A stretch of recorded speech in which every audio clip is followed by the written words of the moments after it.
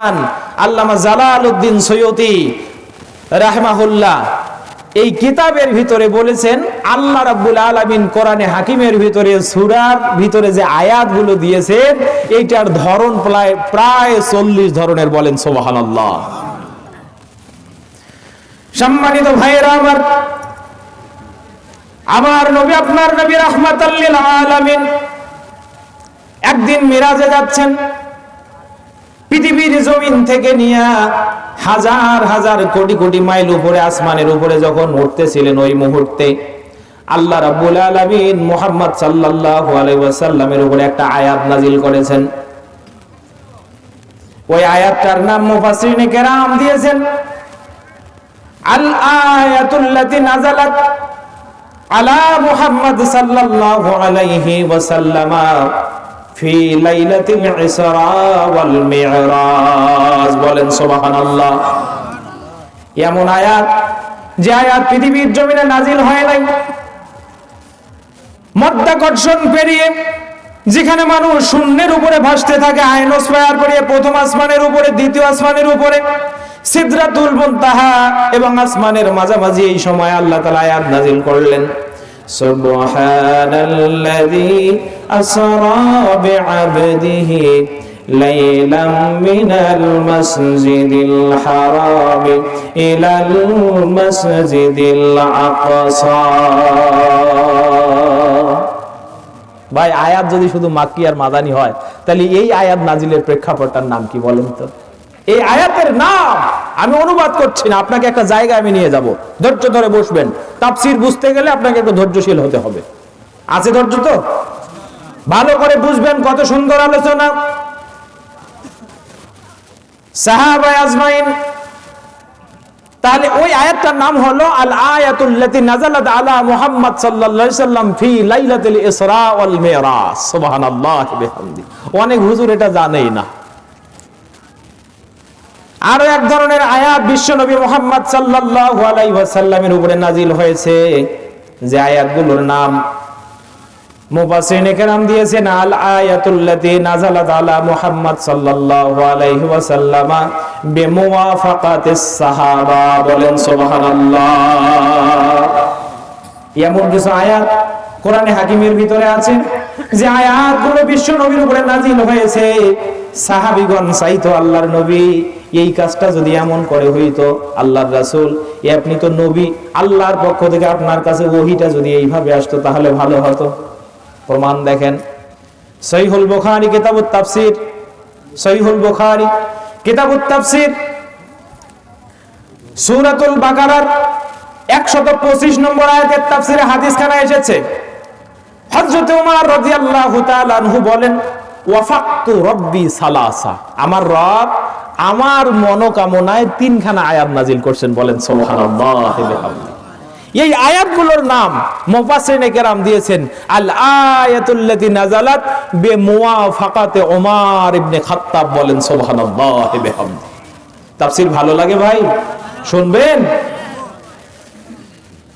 হযরত ওমর বলেন, কাবার হাতিমের ভিতরে ঘুরতেছি, যখন মাকামে ইব্রাহিমের সামনে ঘুরি আমার মনটা চায়, ইয়া রাসূলুল্লাহ লাউ ইত্তাখাযনা মাকাম ইব্রাহিম মুসাল্লা।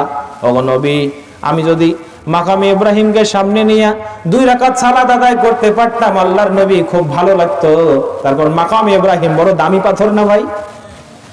ইব্রাহিম আলাইহিস সালামের এই মাকামটাতে হযরত ওমর রাদিয়াল্লাহু 2 রাকাত সালাত আদায় করতে চান।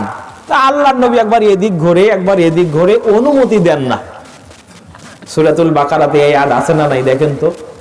ওয়াত্তাখিযু মিন মাকামি ইব্রাহিম মুসাল্লা। নাই ভাই? আছে। সূরা বাকারার 125 নম্বর আয়াত নাজিল করে আল্লাহ নবীকে বললেন, নবী ইব্রাহিমের, ও নবী তুমি ওমর ইবনে খাত্তাব মানে ওমরের কথাটা ডেনি করো কেন? ওমরের মনটা চায় মাকাম ইব্রাহিমের সামনে দাঁড়িয়ে 2 রাকাত সালাত আদায় করবে। নবী অনুমতি দিয়া দেন। শুধু আজকে নয়, কিয়ামত পর্যন্ত যত মুমিন, যত মুমিনা, যত মুসলিম মুসলিমা এই কাবার চত্বরে ঢুকবে হজের জন্য, সকলের জন্য আমি 2 রাকাত সালাত মাকামে ইব্রাহিমের সামনে দাঁড়িয়ে পড়াটা ওয়াজিব করে দিলাম। তাহলে এই আয়াত নাজিল হয়েছে হযরত ওমর রাদিয়াল্লাহর মনটা চাইতো আল্লাহ মাকাম ইব্রাহিমকে নিয়ে 2 রাকাত নামাজ পড়ি।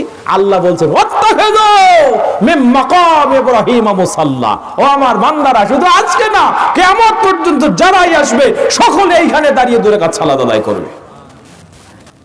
তাহলে বলেন তো এই আয়াত কার মনোকামনায় নাজিল হলো ভাই? বুঝতেছেন? ওমর রাদিয়াল্লাহু চাচ্ছে 2 রাকাত পড়ি, আর আল্লাহ বলছেন পড়ো।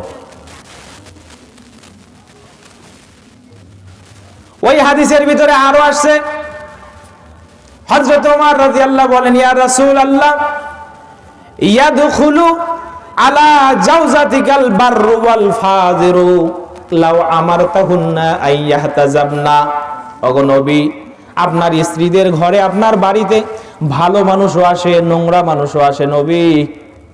আচ্ছা ভাই, আপনার বাড়িতে কি সব আল্লাহর ওলিরাই আইসে, নোংরা মানুষ আসে না? মানুষের কুদৃষ্টি আছে না নাই বলেন তো?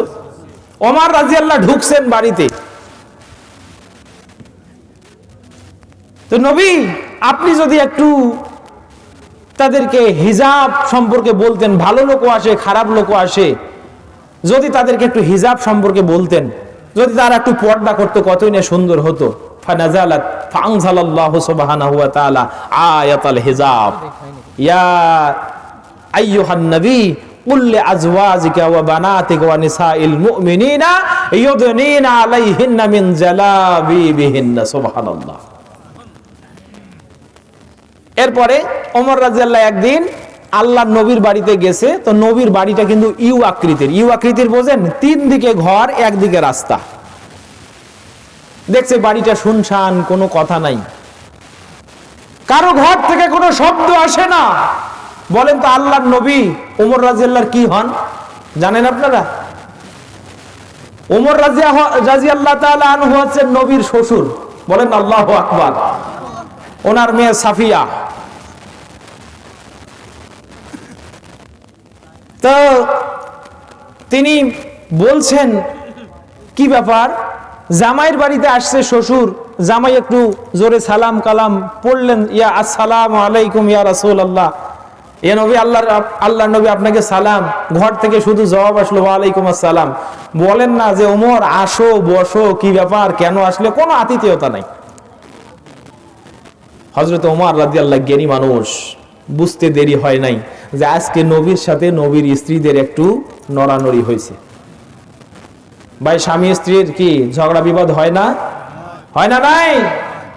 মহিলাদের কাজ তো এমন, আল্লাহর রাসূল সাল্লাল্লাহু আলাইহি সাল্লাম বলছেন তুমি সারাটা জীবন তার জন্য ভালো কিছু করবা, যদি সে একটু দেখে যে কিছু মানে একটু যদি শুধু নড়বড় হয়েছে, তা মহিলা বলে যে তোমার কাছ থেকে ইন্নী লাম আরা ফিকা খায়রান কাত্ত, এ পুরুষ তোমার সাথে আমার জীবনটা বরবাদ হয়ে গেল, আমি বলেই তোমার সাথে সংসার।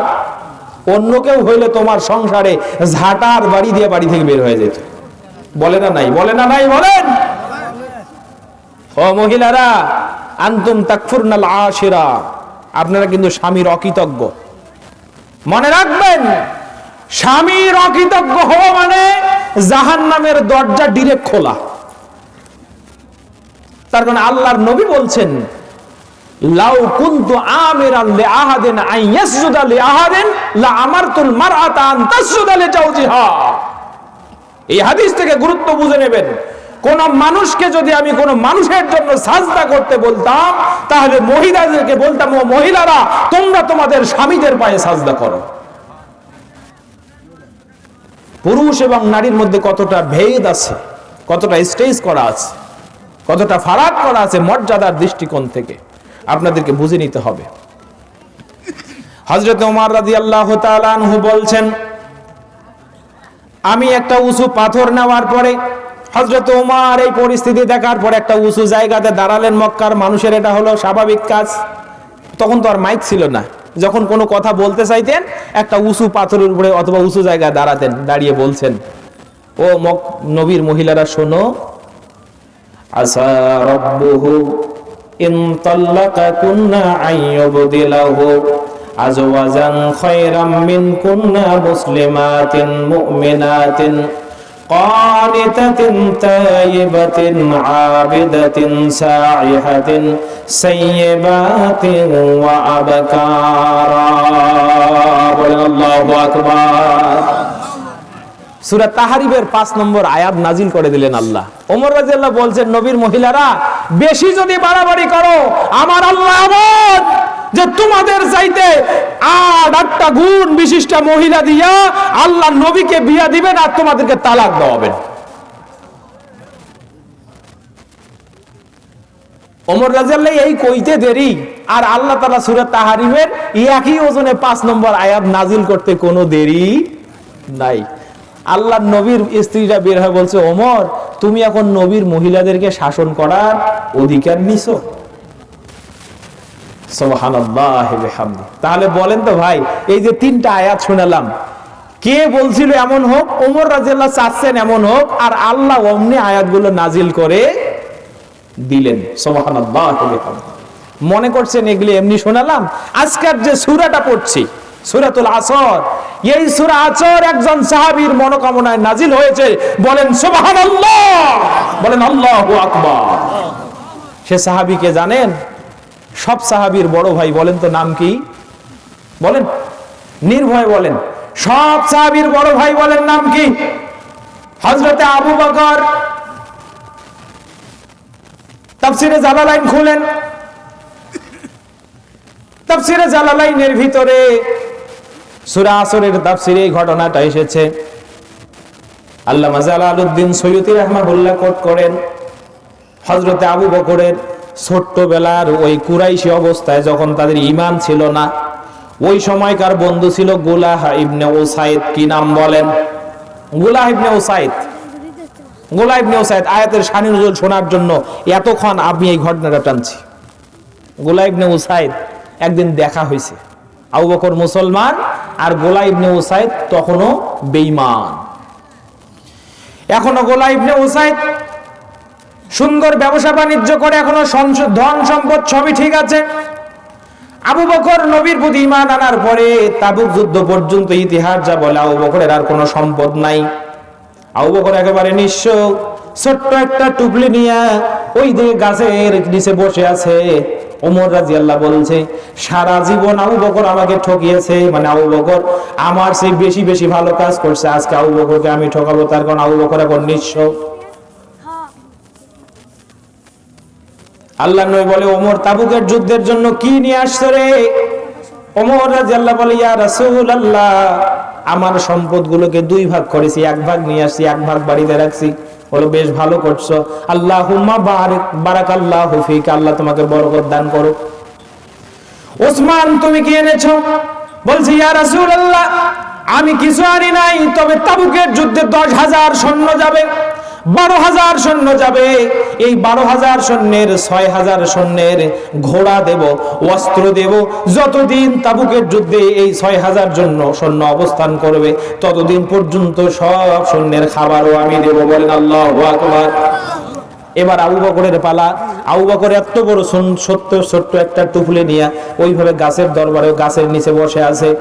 ভাই রাখেন তো চাটা, আমি অল্প সময় কথা বলবো, ডিস্টার্ব করবেন না। ভাই বুঝতেছেন কথা? বলছে আবু বকর, মা শানুক ইয়া আবু বকর, আবু বকর তোমার কি হলো, কথা বলো না কেন? বলছে, ইয়া রাসূলুল্লাহ, বড় লজ্জা পাচ্ছি। সবাই যখন সম্পদের পাহাড় দিচ্ছে, আল্লাহর নবী, আল্লাহর কসম করে বলছি, বাড়িতে শুধু আল্লাহ এবং তার রাসূলকে রেখে এসেছি, যা ছিল সবটাই নিয়ে এসেছি ইয়া রাসূলুল্লাহ। এই হলো আবু বকরের সম্পদ। বলেন, পরিমাণে কম হলেও পুরাটাই কার? পুরাটা আবু বকরের। সেই আবু বকর নিঃস্ব। গোলাম ইবনে উসাইদ সুযোগ পেয়ে গেছে। এই আবু বকর দাঁড়াও, রাস্তায় দেখা হয়ে গেল। আবু বকর দাঁড়াও, কোন দিক যাও? মাথাটা খেয়ে ফেলেছ আবু বকর। স্ত্রী সন্তান পথের ফকির, নিজ পথের ফকির আবু বকর, কত সুন্দর বড় বড় ব্যবসা ছিল, মুহাম্মাদের উপরে ঈমান আনার পরে ব্যবসা গেল, মক্কা ছেড়ে মদিনায় চলে গেলি, বাড়ি গেল, সম্পদ গেল আবু বকর। এখন তো দেখি উস্কো খুস্কো কাপড় পরে রাস্তায় ঘোরো। ওরে আবু বকর, তুমি তো একেবারে নিঃস্ব হয়ে গেলে, শেষ হয়ে গেলে, লাঞ্ছিত হয়ে গেলে, পৃথিবীর সমস্ত সাজসজ্জা থেকে বঞ্চিত হয়ে গেলে। আবু বকর রাদিয়াল্লাহু, একটা নরম মানুষ, এই কথা শোনার পরে গেছে আচ্ছা মতো খেপে। আচ্ছা ভাই, আপনি সবচেয়ে বেশি খেপবেন কার কথায়? যদি আপনার কাছের বন্ধু আপনাকে আঘাত করে, খেপবেন না? দূরের মানুষ আপনাকে চেনে না, সে আপনাকে খেপাইলেই কি, কথা বললেই কি, আর না বললেই কি। কিন্তু যে বন্ধুকে আপনি কলিজা থেকে ভালোবাসেন, ওই বন্ধু আপনাকে যদি একটা নোংরা কথা বলে, বলেন রক্ত গরম হবে নাকি হবে না? হবে না? ওই আবু বকর রাদিয়াল্লাহু তাআলা আনহু এইভাবে শাহাদা আঙ্গুলটা উঁচে করে, এইভাবে শাহাদা আঙ্গুলটা উঁচে করছে, করে বলছে, এই শোনো, ইন্নাল ইনসানা লাফি খুসরিন, সব মানুষ ক্ষতির মধ্যে, সবগুলাই ক্ষতির মধ্যে, সব মানুষ ক্ষতির মধ্যে আছে, সব নষ্ট, সব দুষ্ট, সব কুলাঙ্গার, সব অসভ্য, ইল্লাল্লাযিনা আমানু ওয়া আমিলুস সালিহাত ওয়া তাওয়াসাউ বিল হাক্কি ওয়া তাওয়াসাউ বিস সাবর। কিন্তু চার ধরনের মানুষ হলো সফল। সুবহানাল্লাহ। যারা ঈমান আনে তারা সফল, যারা ভালো কাজ করে তারা সফল, যারা দাওয়াতি কাজ করে তারা সফল, আর দাওয়াতের মঞ্চে যারা, দাওয়াতের মাঠে যারা ধৈর্য ধারণ করে তারা সফল। এইভাবে শাহাদা আঙ্গুল উঁচা করে, একেবারে লাল টকটকে চেহারা নিয়ে এইভাবে কথা বলে। আবু বকর রাদিয়াল্লাহু এক মিনিটও আর গুলাবি নোসাইদের কাছে দাঁড়ায় নাই, তাকে বুঝায় দিয়ে আসলো, বেটা আমি লাঞ্ছিত নই, আমি বঞ্চিত নই, আমি ইমানদার, ইমানের দৌলতে আমি বলিয়ান, সুতরাং আমার সব আছে, তুই আল্লাহকে চিনিস না, তোর ইমান নাই, মানে তোর সব গেছে। আবু বকর রাদিয়াল্লাহু এইভাবে হন হন তন্তন করে, খটখট করে মসজিদে নববীর দিকে আসছে। কোথায় আসছে বলেন তো? ওই গুলাবি নোসাইদকে ওখানে রেখে মসজিদে নববীর কাছে আসছে। আল্লাহর নবী মসজিদে নববীতে বসে ততক্ষণে একেবারে চুপ হয়ে গেছেন। দরদের নবী রাহমাতাল লিল আলামিনের শরীরটা এবারে ঘেমে ঘেমে যাচ্ছে। সাহাবীগণ বুঝতে পারছেন নবীর উপরে ওহী নাজিল হচ্ছে, তার কারণে ওহীর ভাগ যখন নবীর উপরে পড়তো তখন আল্লাহর নবী ঘেমে যাইতেন। তার উজ্জ্বল চেহারাটা একটু ঘেমে ঘেমে, ঘামগুলো যখন শরীরের লোমের দানা, লোমের গোড়াতে স্পষ্ট দানার মতো দেখা যাইতো, মনে হচ্ছে মণিমুক্তা ছড়িয়েছে। সুবহানাল্লাহ। আল্লাহর নবী আবু বকরকে দেখেন আর মুস্কি মুস্কি হাসেন। জিবরাইল আমিন এই কথাও বলছে, আল্লাহর নবী আবু বকর কিছুক্ষণ আগে গুলাবি নোসাইদকে এই কথা বলে আসছে, আর এত সুন্দর পছন্দ আল্লাহর হয়েছে, আল্লাহ তাআলা ওইটাকে আসর শব্দটা লাগায়া হুবহু ওইটুকুই 3 আয়াত বিশিষ্ট সূরা আসর আপনার প্রতি নাজিল করে দিয়েছেন। বলেন সুবহানাল্লাহ। ভাই প্রেক্ষাপট বুঝে আসছে? সূরা আসরের প্রেক্ষাপট বুঝে আসছে? বলেন তো এই সূরা আসরের ইন্নাল ইনসানা লাফি খুসরিন ইল্লাল্লাযিনা আমানু ওয়া আমিলুস সালিহাত ওয়া তাওয়াসাউ বিল হাক্কি ওয়া তাওয়াসাউ বিস সাবরি, এই 6-7টা কথা কার? আবু বকরের। কার কথা? কিন্তু পছন্দ করেছেন কে? জোরে বলেন কে? একবার ডাক দেন, আল্লাহু আকবার। আল্লাহ শুধু নিজের একটা কথা লাগাইছে, ওয়াল আসরে। কি লাগাইছে বলেন তো? ওয়াল আসরে। ভাই আরো অনেক কথা আছে, রাত গভীর হয়ে যাবে, আমি কয়েকটা কথা বলে শেষ করব। তাহলে সূরার প্রেক্ষাপট বুঝেছেন? সূরার প্রেক্ষাপট বুঝছেন? এবার দেখেন, আল্লাহ বলছেন ওয়াল আসরে, আসরের কসম। কিসের কসম বলেন? কিসের কসম? আসরের কসম। তাফসীরে মুফাসসিরিনে কেরাম বলেছেন, আল আসর হুয়া দাহার আই আজ-জামান। আসর মানে হলো সময়, অথবা আসর মানে আসরের সালাত। আসর মানে কি?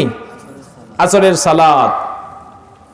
দেখেন সময়ের কসম আল্লাহ কেন করলেন, আমি সময় সম্পর্কে আপনাকে একটু বলি। যুবক ভাই আমার দিকে তাকাও ভাই, তুমি দেখো। আচ্ছা বলেন তো, জোহর থেকে আসর পর্যন্ত সময়ের পার্থক্য কত? ও যুবক তোমাকে বলছি, তোমার বয়স আজকে 30 বছর। এই 30 বছরকে যদি তুমি 35 365 দিয়ে গুণ করো, কতদিন হবে?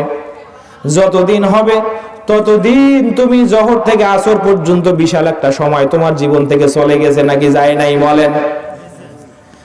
আসর থেকে মাগরিব পর্যন্ত যে সময়, সে সময়টাও চলে গেছে। মাগরিব থেকে ইশা পর্যন্ত যে সময়, সে সময়টাও তোমার জীবন থেকে চলে গেছে।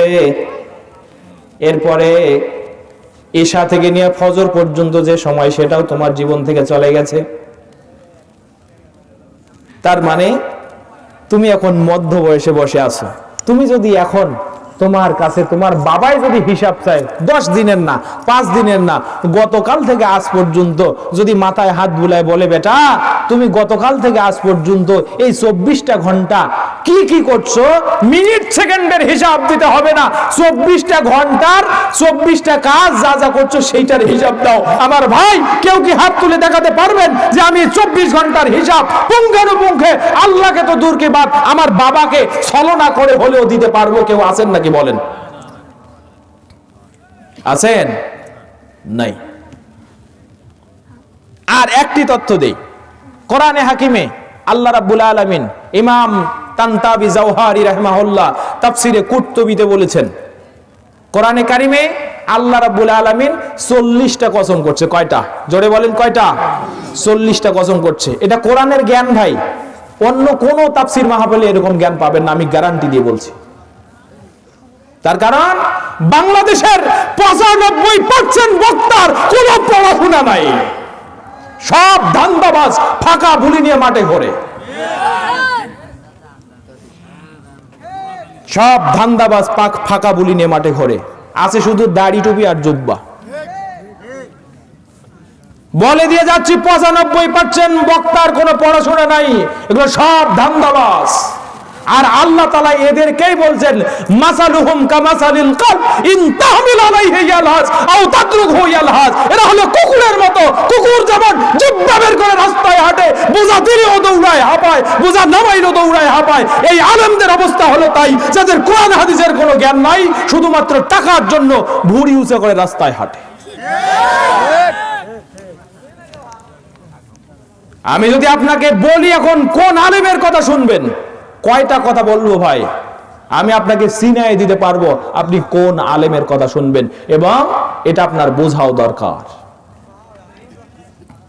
একটা কথা বলি, আজকে যে সূরা আম্বিয়া বললাম না, এক আলেম হুজুর বলছে যে কোরআনে আল্লাহ তাআলা 2টা সূরা দিয়েছে নারীদের নামে। কার নামে? একটা হলো সূরা নিসা আর একটা হলো সূরা আম্বিয়া। বলেন না নাউজুবিল্লাহ।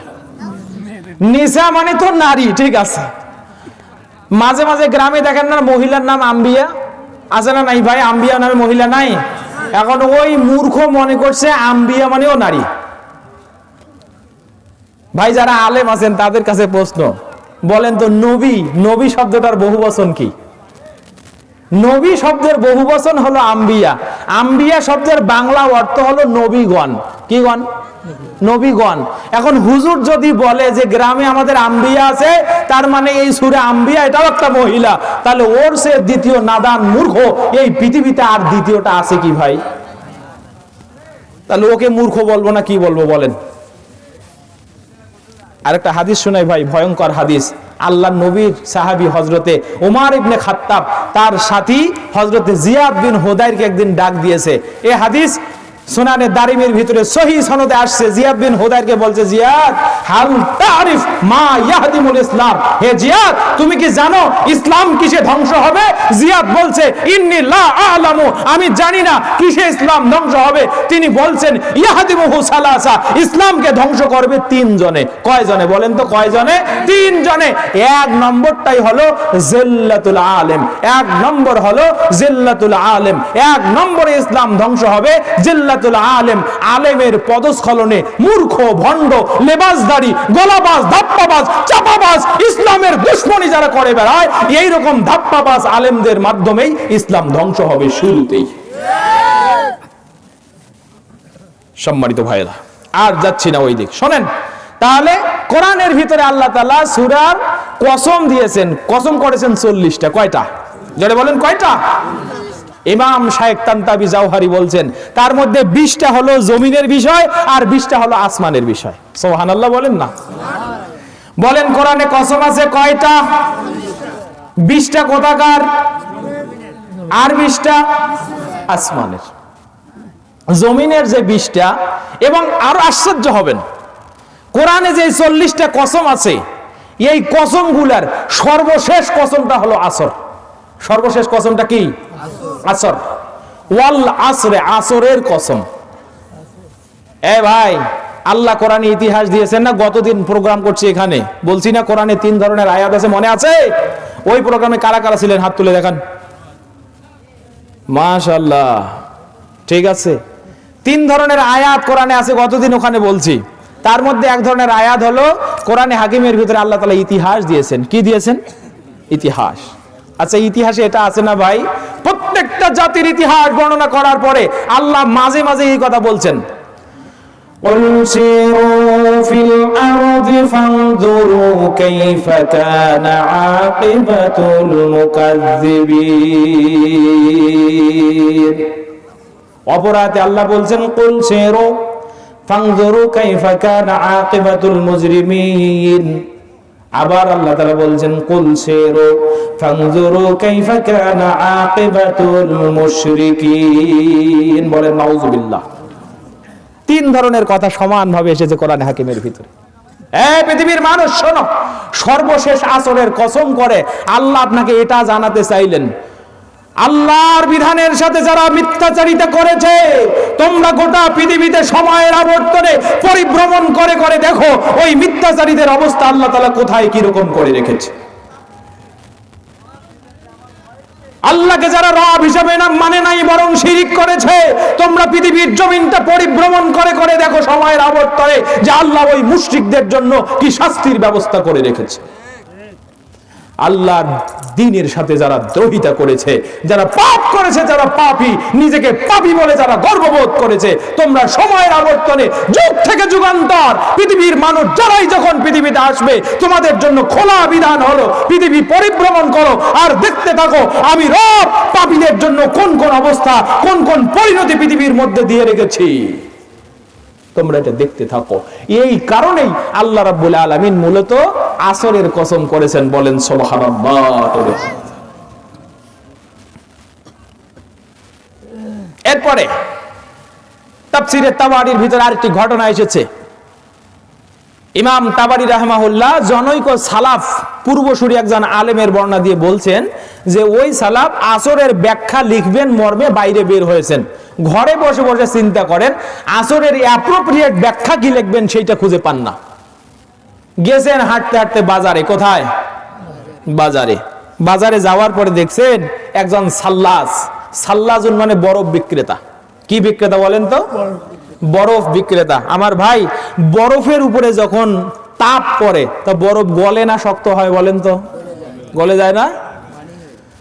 প্রচন্ড রোদে বরফগুলো যখন গলে গলে যাচ্ছে, ওই লোকটা ক্রেতাদেরকে আকর্ষিত করার জন্য বলছে ইরহামু আলা মাইয়াজুবু রাসা মালিহি।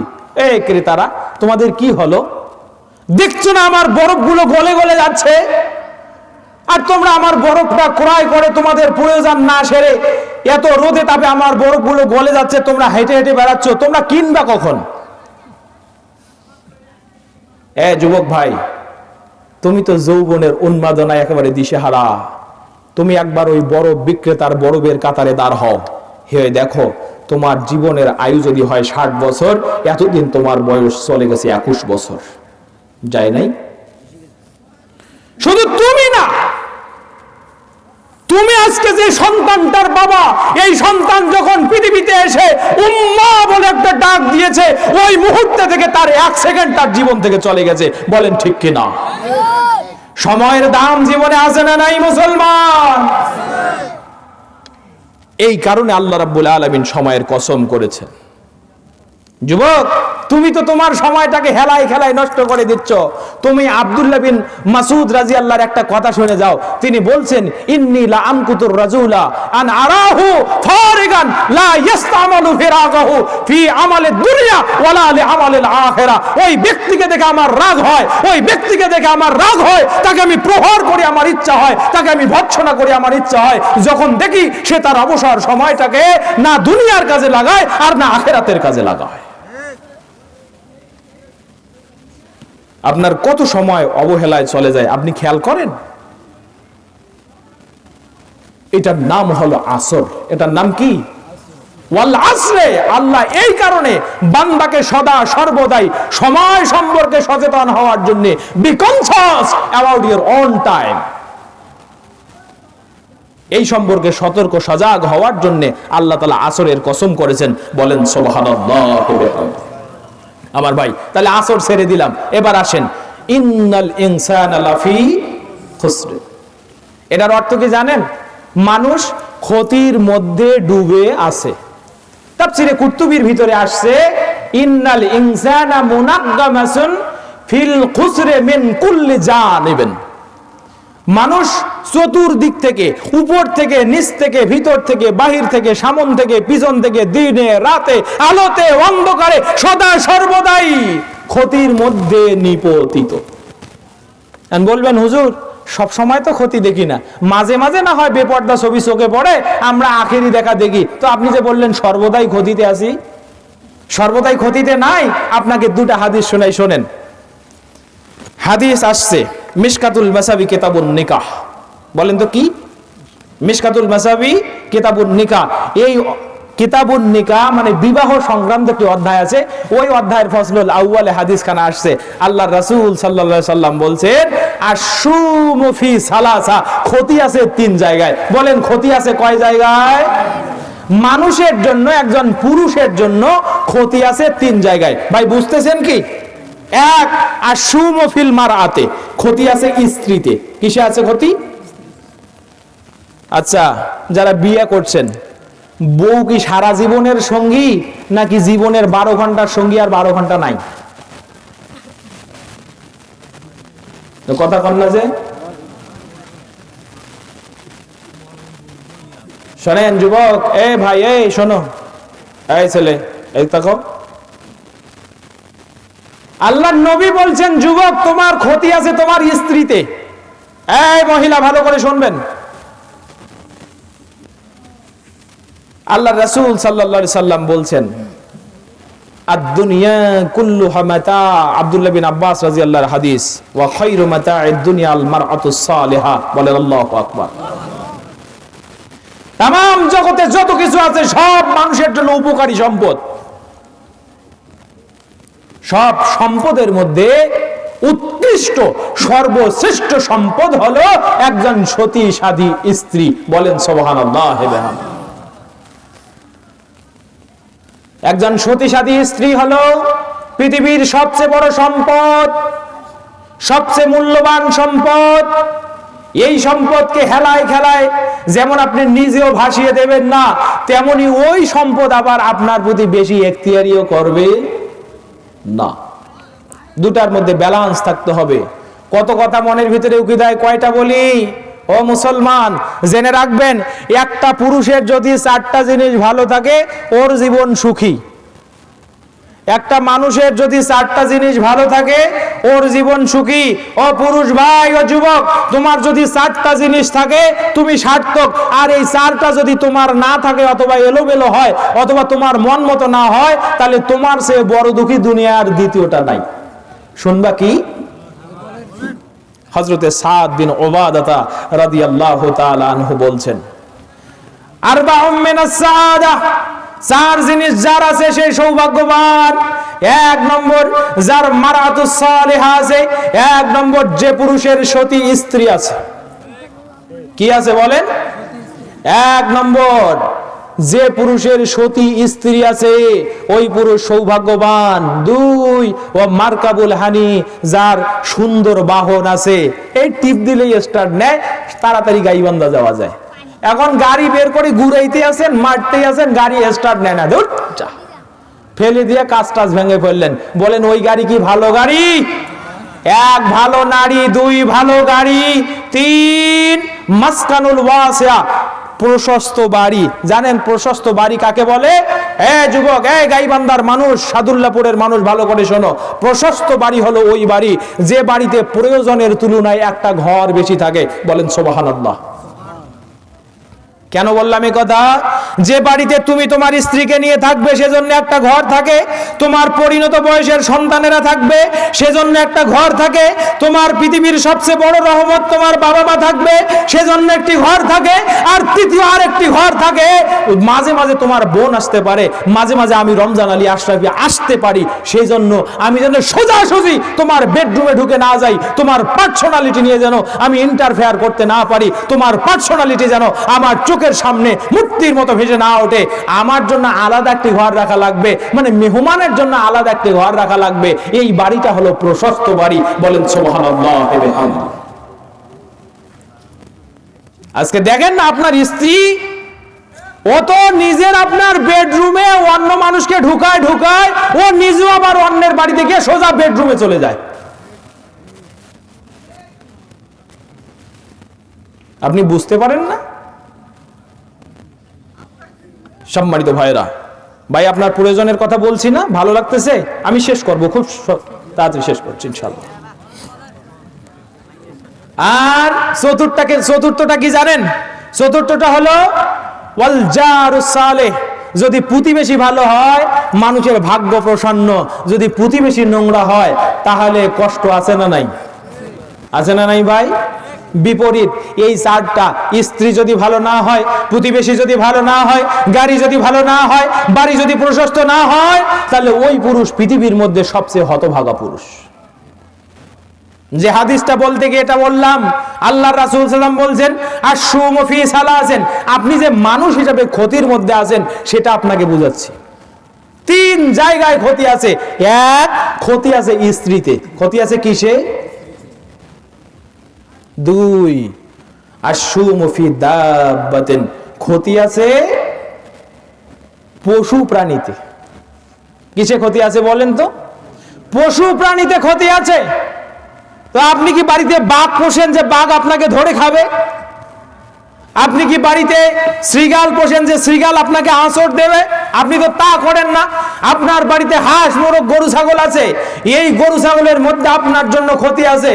ছোট্টবেলায় গল্প শুনছিলাম, এক লোক ছাগলকে কাছে টেনে নিছে, বলছে ছাগল তোকে আমি খুব ভালোবাসি, নাম ধরে তোর আদর করে তোর নাম রাখছি কালু। কালু বাবা খবরদার, ওই যে আমার উঠানে ওই জমিনটা, ওর সাথে আমার একটু খিস আছে, ওর সাথে আমার মাঝে মাঝে লেগে যায়, কালু ওই জমিনে খবরদার যাবি না, ওর ধানের শীষ খাবি না।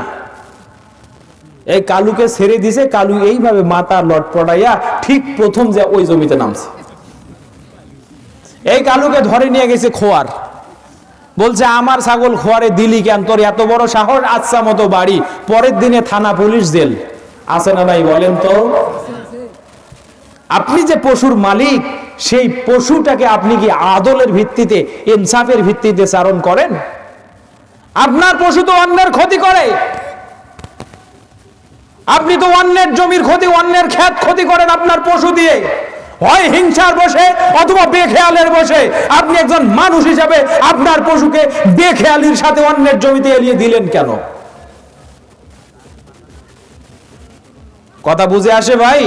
আর শুমু ফি সালাসিন, তাহলে এই পশু যাদের বাড়িতে আছে বলেন তো তারও ক্ষতি হওয়ার সম্ভাবনা আছে না নাই? এখন তাই বলে কি পশু বাড়িতে চারণ করা বা লালন পালন করা বাদ দিবেন?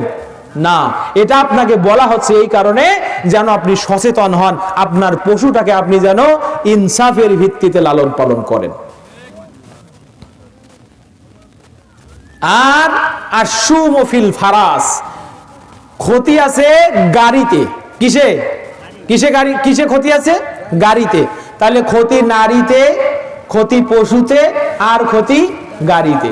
ক্ষতি নারীতে, ক্ষতি পশুতে, আর ক্ষতি গাড়িতে।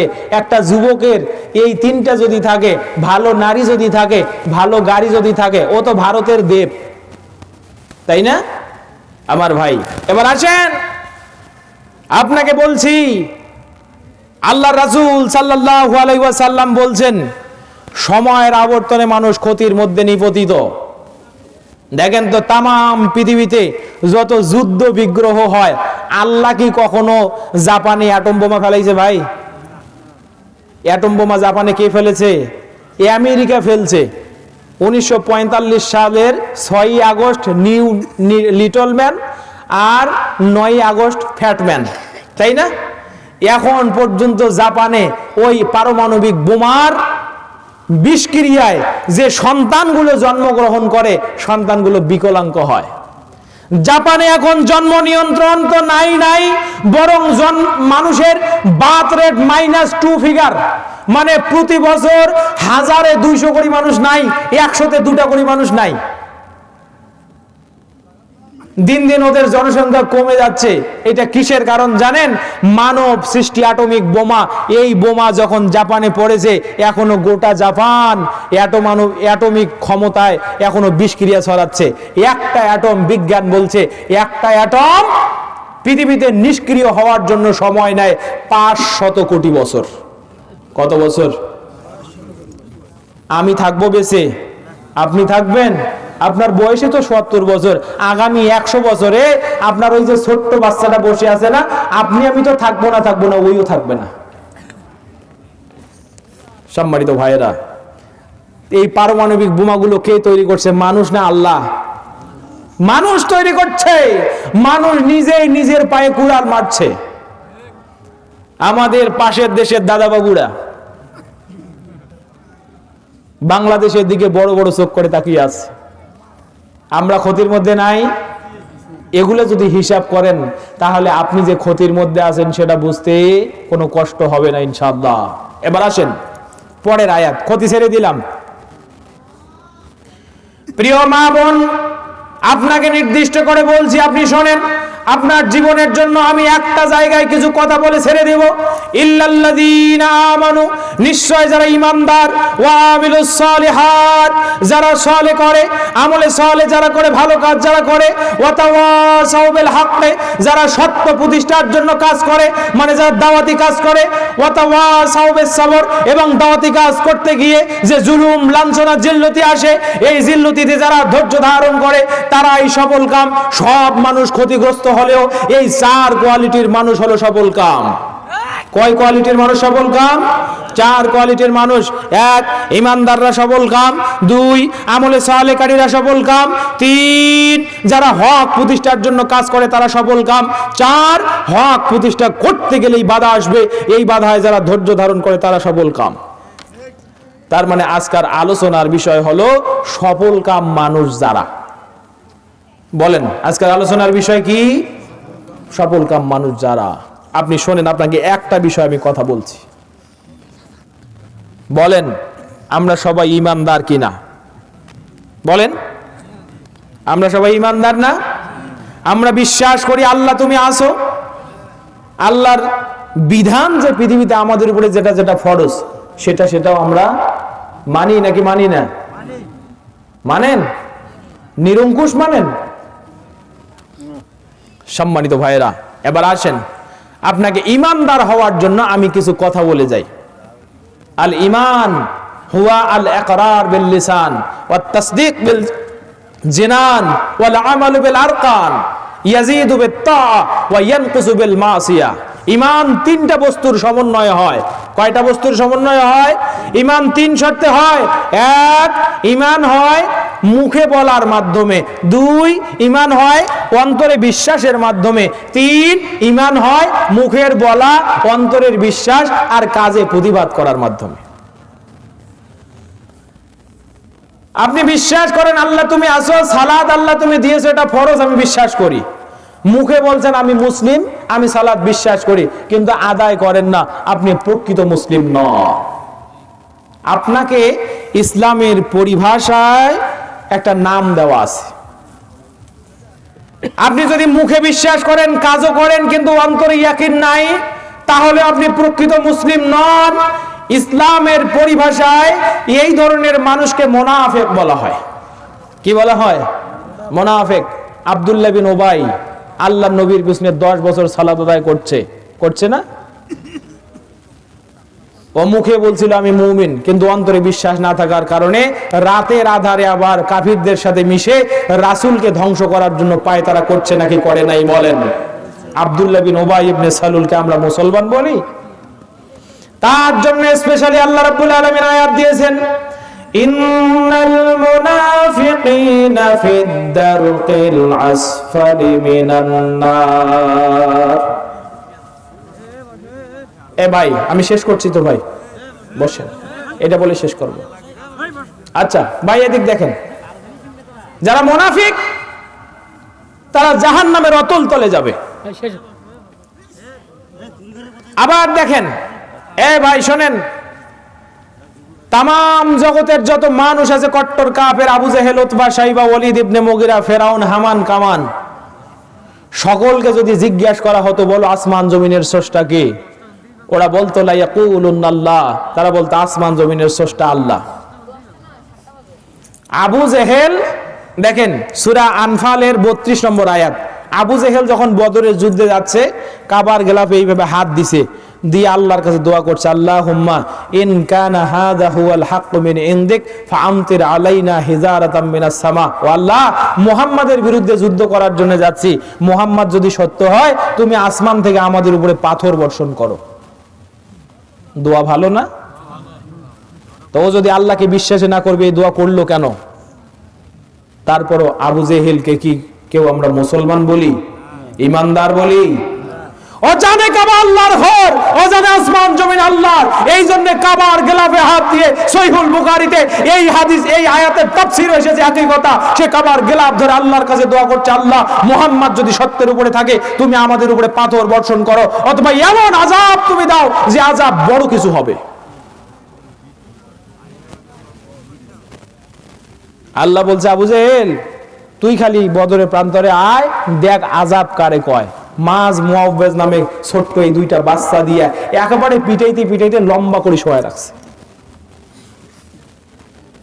সম্মানিত ভাইরা, তো যে জন্য বললাম আবু জেহেলের অন্তরের বিশ্বাস ছিল আল্লাহ তুমি আছো, কিন্তু মুখে নবীকে স্বীকার করে নাই, মুখে আল্লাহর বিধানটা না মানার কারণে, বাস্তব জীবনে আমল না করার কারণে আবু জেহেল যেমন রইসুল কুফার হয়েছে, তেমনি আমাদের দেশে কিছু মানুষ আছে যারা মুখে নিজে আল্লাহর স্বীকার করে না, অন্তরে বিশ্বাস করলেও করতে পারে, আমল তো করে না, এগুলোকে বলা হয় ইসলামের দৃষ্টিতে কাফের।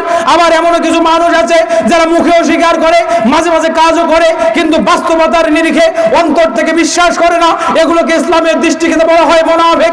আবার যারা আমল করে না, আবার মানেও না, মানে না মুখে স্বীকার করে অন্তরে বিশ্বাসও করে, মানে না মুখে স্বীকার করে অন্তরে বিশ্বাস করে, এই কিসিমটাকে বলা হয় ফাসিক। এদেরকে কি বলা হয়? ফাসিক। আমাদের দেশে এই ফাসিকে পরিপূর্ণ। এক্ষুনি এখানে যদি কোনো মানুষকে বলি আমি যে হাত তোলেন তো নামাজ পড়েন কিনা, হয়তো মুখে ঢাকা দিয়ে তুলতেও পারে, কিন্তু বাস্তব অবস্থা আল্লাহ জানে এখানে হয়তো 50% মানুষ আছে যারা নামাজ পড়ে না। আছে না নাই ভাই? ভাই আপনার জন্য বলছি ভাই, আমি ছোটখাটো একজন আলেম হয়ে আপনাকে অনুরোধ করছি ভাই, আপনি ইমানের দৃষ্টিতে আপনি পরিপূর্ণ ইমানদার নন, আপনাকে ফাসিক বলা হয়। কি বলা হয়? ফাসিক বলা হয়। বিশ্বাস করেন। এবং এই তিনটা টার্ম, কাফের, মুনাফিক, ফাসিক, এই তিনটা টার্মের মধ্যে ফাসিকটাই হলো হালকা। একজন মানুষ যদি মনের বিশ্বাস মৌখিক স্বীকৃতির সাথে শুধুমাত্র সাজদাটা করে, মানে আমলটা যদি করে, ফাহুয়া ইয়াকুনু মুমিনান হাক্কা, সে পরিপূর্ণ ইমানদার হয়ে যায়। বলেন আলহামদুলিল্লাহ। কিন্তু কাফের আর মুনাফিক কোনোভাবে ইমানদার হওয়ার কোনো কায়দা নাই, ইল্লা তাওবা ইলাল্লাহ, আল্লাহর কাছে তওবা করা ছাড়া। যদি তওবা না করে মারা যায় সে জাহান্নামে যাবে, চিরস্থায়ী থাকবে।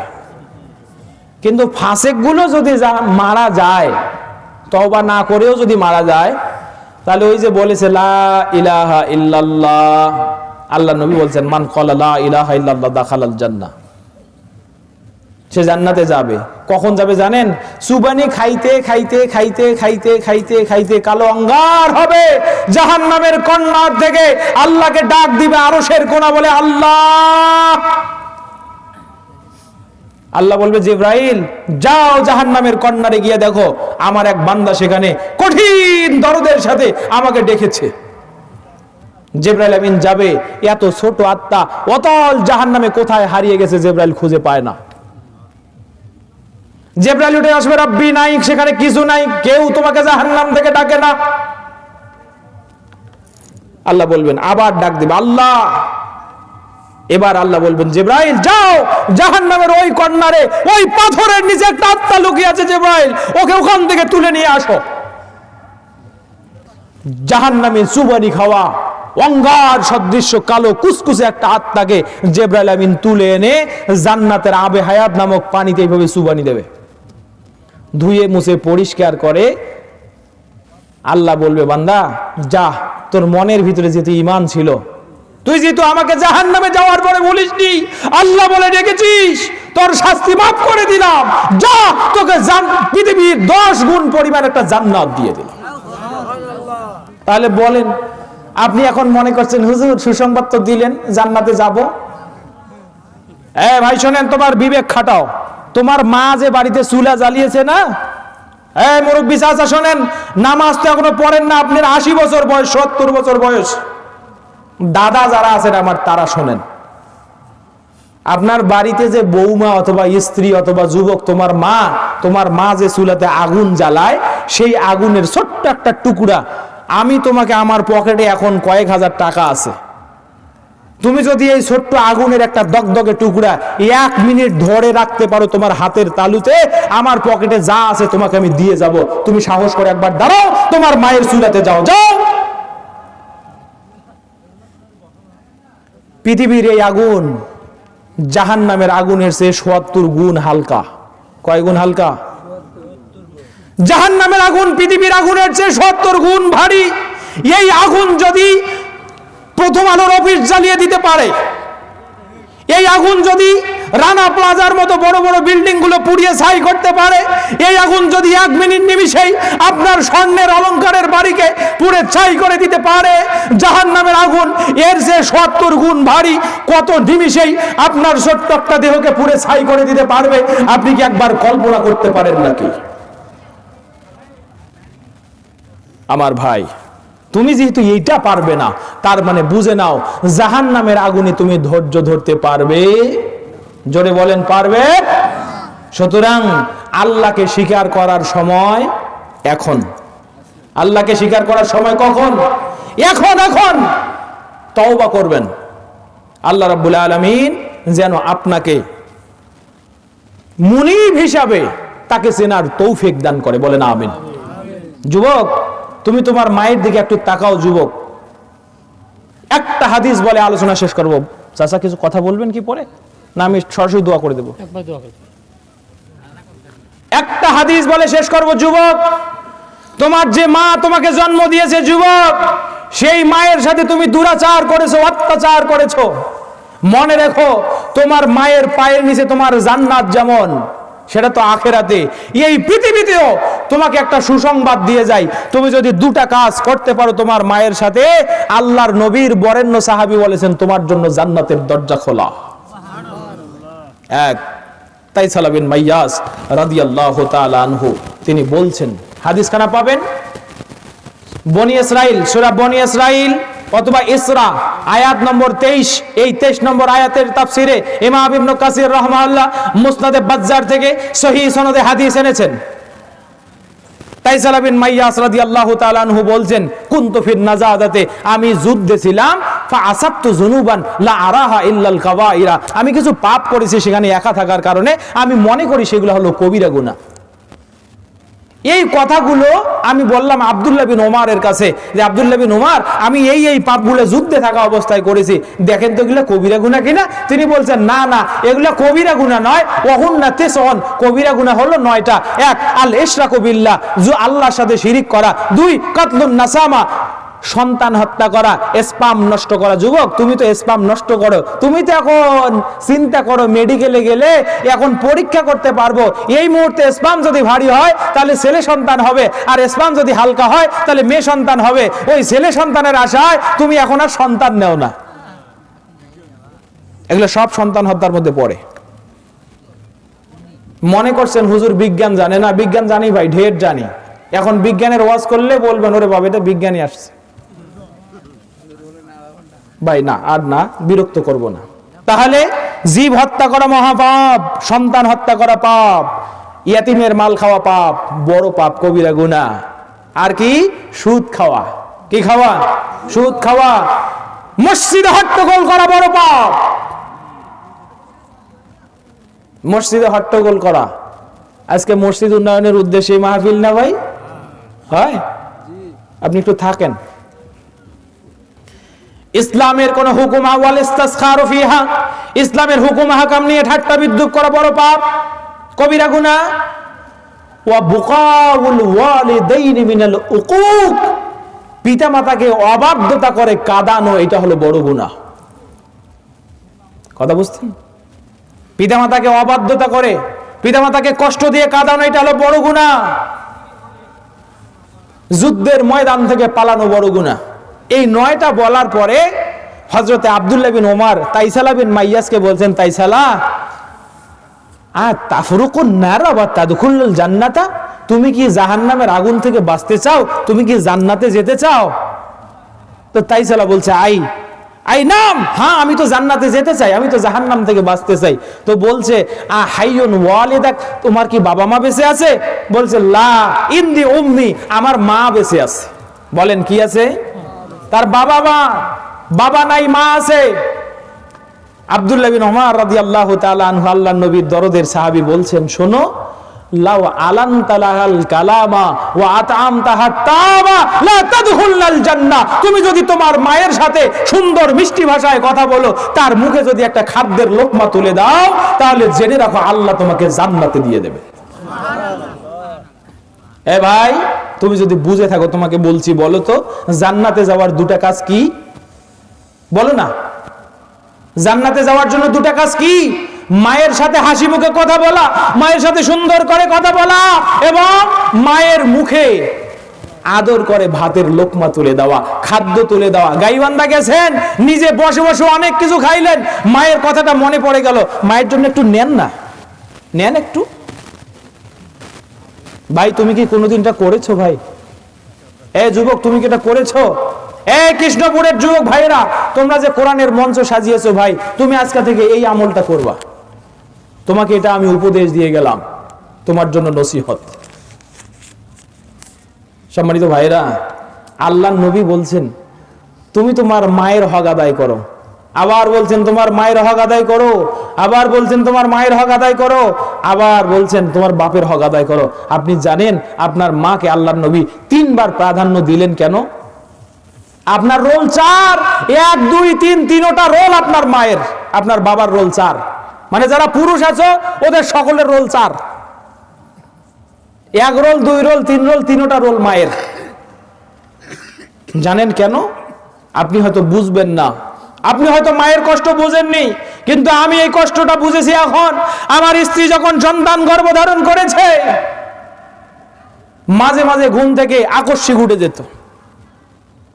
যুবক ভাই, তুমি একবার কল্পনা করো, তুমি যখন তোমার মায়ের পেটে, তোমার মা হঠাৎ একদিন বিছানা থেকে উঠে ওই জানালার ধারে রাতের মৃদু আলোটা দেখে আর অজর ধারায় চোখের পানি ফেলে কাঁদে। বাবা বিছানায় খোঁজে, রাত 10টার সময় তোমাকে নিয়ে শুইলাম, স্ত্রী কখন উঠলা, কেন কাঁদো? স্ত্রী বলে, স্বামী শুয়েছি তো 10টার সময়, যখনই ঘুম ধরেছে রাত 12টা তখন বাজে, তোমার যে সন্তান আমার পেটে, পাগুলো উঁচু করে আমার কলিজায় একটা লাথি দিয়েছে। স্বামী আমি এই কষ্টটা সহ্য করতে পারি নাই, তখন থেকে কলিজাটা ব্যথা করে, পেটটা ব্যথা করে। ও স্বামী, মনে হয় আর বাঁচবো না, তোমার সন্তান যেভাবে আমাকে লাথি দেয়। 12টা থেকে নিয়ে 1টা 2টা পর্যন্ত শুয়ে আছি, কলিজার ব্যথায় আর ঘুম হয় না। স্বামী দীর্ঘ 3টি বছর তোমার সাথে সংসার করলাম, এই সন্তানের মুখ দেখার আগে যেন আল্লাহ আমাকে মৃত্যু না দেয়, তুমি এই দোয়া করো। ও স্বামী, 3 বছর তোমার সাথে সংসার করতে গিয়া যে সন্তান আমি গর্ভে ধরেছি, আল্লাহর কাছে দোয়া করো এই সন্তানটার মুখ যেন আমি দেখতে পারি, আমার সন্তানের আল্লাহ যেন কোনো ক্ষতি না করে। আর যদি আমি সন্তানকে জন্ম দিতে গিয়ে মারা যাই, মনে হয় এবার মরেও যাব, আল্লাহর ওয়াস্তে তুমি আমাকে মাফ করে দিও। যুবক, তোমার মা কিন্তু তোমাকে গর্ভে নিয়ে এই কথাটা তোমার বাবাকে বলেছিল। তোমরা যারা বিবাহিত আছো ভাই, তোমরা দেখবা তোমাদের স্ত্রীরা সন্তান গর্ভে নিয়ে কতটা কষ্ট করে। যেদিন তুমি পৃথিবীতে এসেছো যুবক, 1 বালতি সমপরিমাণ রক্ত তোমার মায়ের শরীর থেকে ঝরিয়েছো।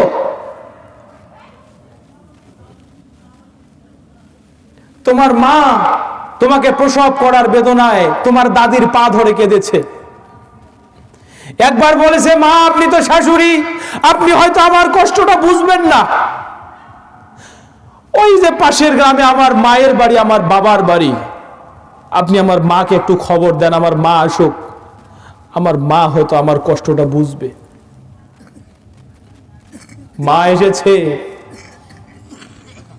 মা এসে মাথায় পানি দেয়, মাথায় তেল মাখায়, আর সান্ত্বনা দেয়, রে বেটি তোকেও গর্ভধারণ করার সময় আমি এই কষ্টটা করেছি রে মা, আজকে তুই যখন মা হবি, আল্লাহর কাছে দোয়া করি আমার আল্লাহ যেন তোর প্রসব বেদনাটা কমিয়ে দেয়। ভাইরা, আপনাদেরকে জাগানোর জন্য বলছি, তামাম পৃথিবীর সব শান্তির বস্তুগুলো যদি ওই দিন মায়ের পায়ের নিচে এনে দেওয়া হতো, আর বলা হতো, মা তোমার পেটের ব্যথা উঠেছে, সন্তান প্রসব এক সময় হবে, এখন তুমি গাইবান্ধার এই বড় আপেলটা খাও, খাবে? খাবে? সেদিন যত শান্তির উপকরণ মায়ের কাছে এনে দেওয়া হোক না কেন, মা কিন্তু এই প্রবোধ মানবে না। বারবার গলা উঁচু করে আল্লাহকে বলে, আল্লাহ পৃথিবীর কেউ আমার এই দায় বোঝে না, আমার এই কষ্ট বোঝে না, রব্বুল আলামিন আর কতক্ষণে তুমি আমার ছোট্ট সোনামণিটার মুখটা তুমি আমাকে দেখাবে আল্লাহ। ভাই, সেই মাকে কখনো ভুলে যেও না। মনে রাখবে, তোমার বাবা তোমাকে সারাটা জীবন তোমার মাথায় লালন করে। আবু হুরায়রা রাদিয়াল্লাহু তাআলা আনহু একদিন দেখছেন রাস্তা দিয়ে 2টা মানুষ যাচ্ছে, তো একজনকে বলছে, এই থামো থামো, মা হাজা মিনকা, ওই যে মুরব্বিটা দেখছি, ওই মুরব্বিটা তোমার কি হয়? তো বলছে, হুয়া আবি, তিনি আমার বাবা। বলছে, তোমার বাবা? লা তুসাম্মিহি ইসমিহি, খবরদার বাবাকে নাম ধরে ডেকো না। ওয়ালা তামশি বাবা, বাবার সামনে সামনে হেঁটে যেও না। ওয়ালা তাজলিস কাবলাহু, খবরদার বাবা না বসা পর্যন্ত তুমি বসো না। তোমার বাবাকে এভাবে সম্মান করো, তোমার বাবার আগে আগে কথা বলো না। আল্লাহ, না জানি মনের অজান্তে বাবা মাকে কত কষ্ট দিয়েছি, আল্লাহ তুমি আমাদের এই অন্যায় ভুল আচরণগুলো তুমি মাফ করে দাও। আল্লাহ, বাবা মায়ের মন থেকে আমাদের জন্য যে কষ্ট সেগুলো মুছে দাও। রব্বুল আলামিন, বাবা মায়ের পদতলে যে জান্নাত তুমি আমাদের জন্য রেখেছো তা আমাদের জন্য সাবেত করে দাও, বলে না আমিন। 1 ঘন্টার মতো তবু বলে কথা হয়ে গেল। আল্লাহ তাআলা যতটুকু বলার তৌফিক দিয়েছেন, আমি বলেছি আরো 3টা বিষয় বাকি আছে। সফল কাম হওয়ার জন্য আরো যে 3টা কাজ, আমলে সলে করা, দাওয়াতি কাজ করা, ধৈর্য ধারণ করা, এগুলো বিশাল ব্যাপার। আমি ঈমানের উপরে কিছু কথা বলছি, যুবক ভাইদের মোটিভেট করার জন্য কিছু কথা বলছি। সর্বোপরি আপনার পরিবার এবং ইসলামী সুলুকের